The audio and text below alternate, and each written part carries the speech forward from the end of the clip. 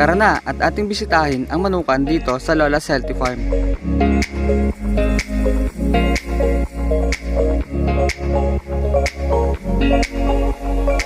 Kaya't ating suriin at kilatisin kung ang mga manok dito sa Lola's Healthy Farm ay nasa magandang kondisyon. Ako si Jean Sanyosa.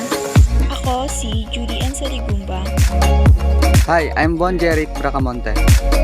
At ako si Jaselme J. Mercado. Kami ang Group 5 at kami ay naatasang pumili ng healthy stocks.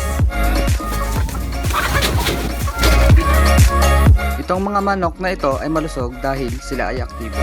Isa sa mga palatandaan na malusog ang manok kapag ito ay hindi mapungay ang mga mata at buo ang tuka.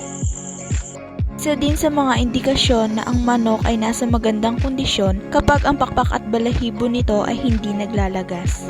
Isa rin sa mga katangian na nasa magandang kondisyon ang mga manok kapag ang mga paa nila ay walang pilay.